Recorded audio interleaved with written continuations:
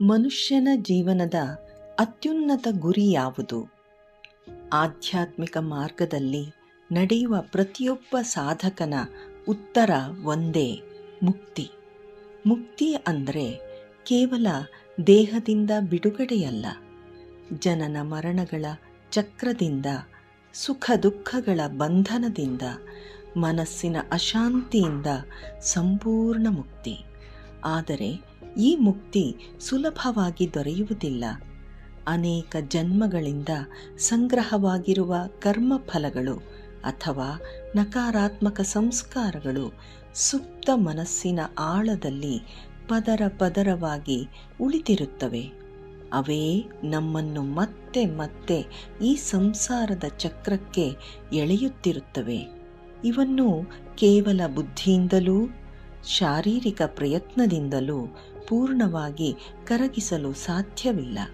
ಅದಕ್ಕಾಗಿ ಬೇಕಾಗಿರುವುದು ಒಂದು ಅತ್ಯುನ್ನತವಾದ ದೈವಿಕ ಊರ್ಜೆ.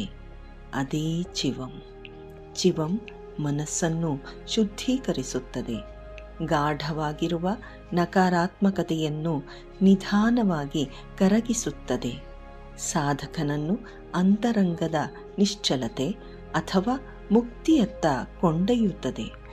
ಈ ಅತ್ಯುನ್ನತವಾದ ಊರ್ಜೆಯ ಸಾನ್ನಿಧ್ಯ ಲಭಿಸುವ ಪವಿತ್ರ ಕ್ಷೇತ್ರವೇ ಮೌನಮಂಟಪ.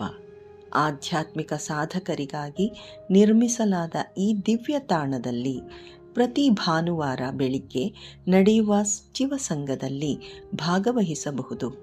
ಪ್ರತಿಯೊಬ್ಬರೂ ಚಿವಸಂಗದಲ್ಲಿ ನಡೆಯುವ ಮೌನೀಕರಣದ ಮೂಲಕ ಹಂತ ಹಂತವಾಗಿ ನಿಶ್ಶಬ್ದವನ್ನು ಅನುಭವಿಸಬಹುದು.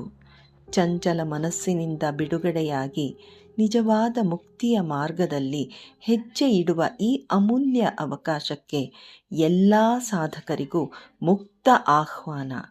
ಪ್ರತಿ ಭಾನುವಾರ ಮೌನಮಂಟಪಕ್ಕೆ ಬನ್ನಿ. ನಿಮ್ಮ ಮುಕ್ತಿಯ ಪಯಣ ಇಲ್ಲಿಂದ ಆರಂಭವಾಗಲಿ. ಸುಸ್ವಾಗತ. ನಮಃ ಶಿವಾಯಂ.